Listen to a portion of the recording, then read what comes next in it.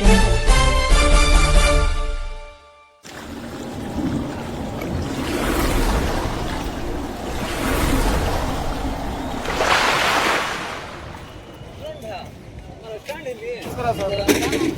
ಮೇಲೆ ಆಸೀನರಾಗಿರ್ತಕ್ಕಂಥ ಸನ್ಮಾನ್ಯ ನಮ್ಮ ಕೋಲಾರ ಜಿಲ್ಲೆಯ ಯಂಗ್ಸ್ಟಾರ್ ಅಂತ ಹೆಸರಾಗಿರ್ತಕ್ಕಂಥ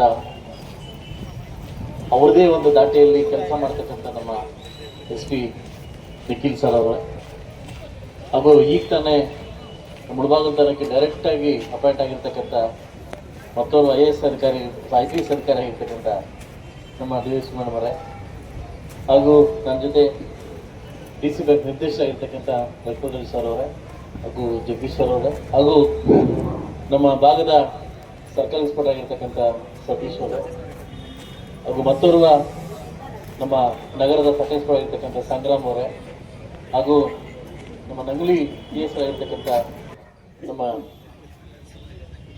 ಕುಮಾರಿ ಇದು ವಿಷಯ ಅದೇನೋ ಗೊತ್ತಿಲ್ಲ. ಮುಳಬಾಗಿಲು ಮದುವೆ ಆಗದಿದ್ರೆ ಇಲ್ಲಿಗೆ ಬರ್ತಾರೆ. ಇಲ್ಲಿ ಬಂದ ತಕ್ಷಣ ಮದುವೆ ಆಗ್ತಾ ಇದೆ. ಮಮತಾ ಬಂದು ಮದುವೆ ಆಗಿಲ್ಲ, ಮತ್ತೆ ಮದುವೆ ಮೊನ್ನೆ ಎಂಗೇಜ್ಮೆಂಟ್ ಆಗಿ ಮದುವೆ ಆಗಿದೆ. ನಮ್ಮೂರು ಒಂದು ಏನಂತ ಗೊತ್ತಿಲ್ಲ, ಬೇಗ ಮದುವೆ ಆಗುತ್ತೆ. ಅದರಿಂದ ವಿದ್ಯಾವರೇ ಹಾಗೂ ನಮ್ಮ PS ಆಗಿರ್ತಕ್ಕಂಥ ಅರುಣ್ ಅವರೇ, ಇವತ್ತಿನಿಗೆ ಸಾಕಷ್ಟು ಕನಸು ಮುಳಬಾಗಿಲು ತಾಲೂಕಿಗೆ ಒಂದು ಕನಸು ಇಟ್ಕೊಂಡು ಬಂದೆ. ನಮ್ಮೂರಲ್ಲಿ ಕೂಡ ಒಂದು ಸಿಗ್ನಲ್ ಇರಬೇಕು, ಇಲ್ಲಿ ಅಡ್ಡಾದಿಡ್ಡಿ ಓಡಾಡ್ತಾ ಇದ್ದಾರೆ, ಏನಾದರೂ ಮಾಡ್ಬೇಕಂತ SP ನಾರಾಯಣವ್ರು ಇದ್ದಾಗ ಸರ್ ಇದ್ದಾಗ ಅವ್ರು ಕೇಳಿದ್ರು, ಸಿಗ್ನಲ್ ಹಾಕೊಡಕ್ಕೆ ಒಂದು 30 ಲಕ್ಷ ಅಮೌಂಟ್ ಕೊಡಿ ಅಂತ ಕೇಳಿದ್ರು. ನಾನು ಹಿಂದೆ ಮುಂದೆ ನೋಡಿದೆ, ಅಮೌಂಟ್ ಕೊಟ್ಟೆ.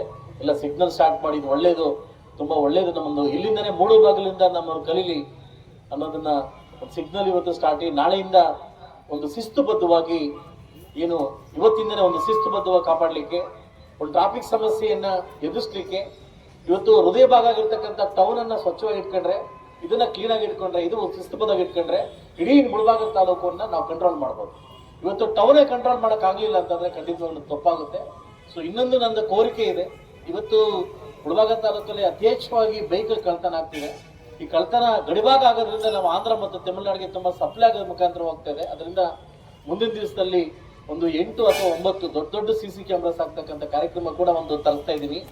ಯಾವುದೇ ಕಾರಣಕ್ಕೆ ಯಾವುದೇ ಭಾಗದಲ್ಲಿ ದಾಟಬೇಕಾದ್ರೆ CC ಕ್ಯಾಮ್ರಾ ನೋಡ್ಕೊಂಡು ದಾಟ್ತಕ್ಕಂಥದ್ದು, ಅದು ಕೂಡ ನನ್ನ ಅನುದಾನದಲ್ಲೇ ಮಾಡ್ಕೊಡ್ಲಿಕ್ಕೆ ನಮ್ಮ ಪೊಲೀಸ್ ಇಲಾಖೆ ಮತ್ತೆ ಮಾತಾಡೋದನ್ನ ವ್ಯವಸ್ಥೆ ಮಾಡ್ಕೊಡ್ತೀನಿ ಅಂತ ಹೇಳ್ತಾ, ಸೊ ಇನ್ನೊಂದು ದೊಡ್ಡ ಕನಸಿತ್ತು. ಯಾಕಂದ್ರೆ ಇವತ್ತು ಬಹುಶಃ ಈ ಕೆಲಸ ಯಾರು ಮಾಡ್ಲಿಕ್ಕೆ ಸಾಧ್ಯ ಇಲ್ಲ, ಅದು ಒನ್ನೊಂದಲ್ಲಿ ನಮ್ಮ ನಿಖಿಲ್ ನಮ್ಮ SP ಅವರಿಂದ ಮಾತ್ರ ಸಾಧ್ಯ ಆಗಿದೆ.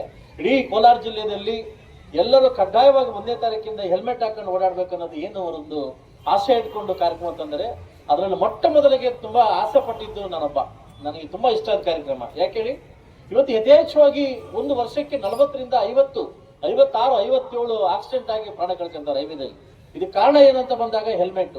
ಒಬ್ಬ ಶಾಸಕನಾಗಿ, ಒಬ್ಬ ಜನಪ್ರತಿನಿಧಿಯಾಗಿ ನಿಮ್ಮನ್ನು ಮಾಡ್ತಕ್ಕಂಥ ಕಾಯಕ ಕಾವಲುಗಾರನ ಒಂದು ಮಾತು ಹೇಳ್ತೀನಿ, ನಿಮ್ಮ ಓಟ್ ಮುಖ್ಯ ಅಲ್ಲ, ನಿಮ್ಮ ಪ್ರಾಣ ಮುಖ್ಯ. ನನಗೆ ನಿಮ್ಮ ಓಟ್ ಮುಖ್ಯ ಅಲ್ಲ, ನಿಮ್ಮ ಪ್ರಾಣ ಮುಖ್ಯ.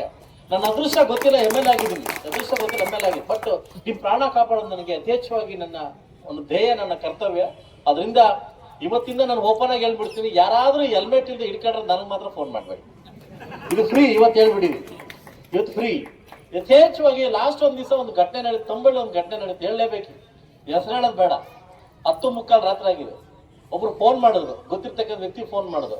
ನನ್ನ ಫೋನ್ ಎತ್ತೆ, 3 ಟ್ರಿಪಲ್ ಗಾಡಿಗಳು ಬರ್ತಾವ, ಫುಲ್ ಕುಡಿದ್ಬಿಟ್ಟು ಗಾಡಿನಲ್ಲಿ, ಅದು 3 ಜನ ಹಾಕೊಂಬರ್ತಾವ. ಫೋನ್ ಕೊಟ್ಬಿಟ್ಟು ಪೊಲೀಸ್, ನಮ್ಮ ಹೈವೇ ಗಾಡಿ ಪೊಲೀಸ್ ಇಳ್ಕೊಂಡಿದೆ. ನನಗೆ ಫೋನ್ ಮಾಡಿಕೊಟ್ಟು, ಅಣ್ಣ ನಾನು ಯಾರಂತ ಗೊತ್ತಿಲ್ಲ, ಸ್ವಲ್ಪ ಹೇಳು. ಐವರು ಕೇಳಿದೆ, ಏನ್ ಮಾಡ್ತಾನಪ್ಪ ಸರ್, ಬಿಟ್ರೆ ನೀವು ಟೋಲ್ ದಾಟ ಸರ್ ಸತ್ತೋಗ್ಬಿಡ್ತಾನೆ ಅಂತಂದ. ಅವನ ಗಾಡಿನ ತಗೊಂಡು ಒಳಗಡೆ ಹಾಕೋಂತಂದ.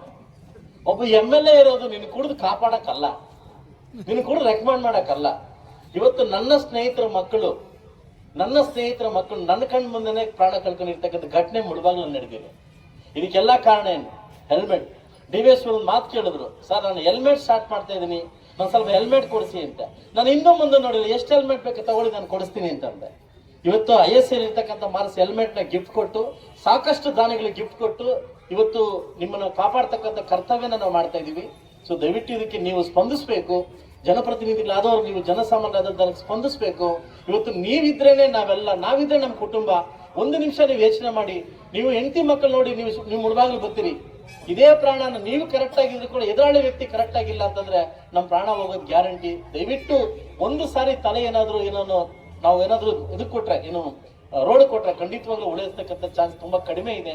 ನಾನು ಕೈ ಮುಗಿದು ಕೇಳ್ತೀನಿ, ಇದು ತಾವೆಲ್ಲ ಸ್ಪಂದಿಸಬೇಕು. ಯಾಕಂದ್ರೆ ಶಿಸ್ತುಬದ್ಧವನ್ನ ಸಮಾಜವನ್ನ ಒಬ್ಬ ಜನಪ್ರತಿನಿಧಿಯಾಗಿ ಇಲ್ಲ ಪೊಲೀಸ್ ಇಲಾಖೆ ಮಾತ್ರ ಮಾಡಂಗಿಲ್ಲ, ನೀವು ಕೂಡ ಸಮಾಜ ಕಟ್ಟುವಂತ ಕೆಲಸವನ್ನ ಮಾಡ್ಬೇಕಂತ ಹೇಳ್ತಾ, ಇವತ್ತು ತುಂಬಾ ಅದ್ದೂರಿ ಆಗಿರ್ತಕ್ಕಂಥ ಕೆಲಸವನ್ನ ಇವತ್ತು ನಮ್ಮ ಪೊಲೀಸ್ ಇಲಾಖೆ ಮಾಡ್ತಾ ಇದ್ದಾರೆ.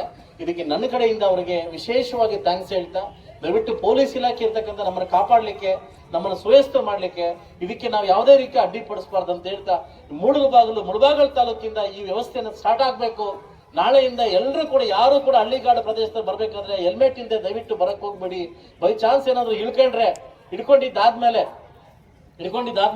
ದಯವಿಟ್ಟು ನನಗೆ ಫೋನ್ ಮಾಡಿ, ಲೀಡರ್ಸ್ ಫೋನ್ ಮಾಡಿ, ಇದೊಂದು ಸರಿ ಬಿಟ್ಬಿಡು, ಇದೊಂದು ಸರಿ ಹೇಳ್ಬಿಡು, ಹೇಳಿ ಸಾಕಾಗ್ಬಿಟ್ಟಿದ್ದು ನನಗೆ. ಆಯ್ತಲ್ಲ, 1 ತಿಂಗಳಿಂದ ಅಟ್ಯಾಚ್ಮೆಂಟ್ ಕೊಟ್ಟಿದ್ದೀವಿ, 1 ತಿಂಗಳಿಂದ ನಾವು ಜಾಗೃತ ಮೂಡಿಸಿದ್ವಿ. ನಾಳೆಯಿಂದ ಇದು ಕಡ್ಡಾಯವಾಗ್ತಾ ಇದೆ.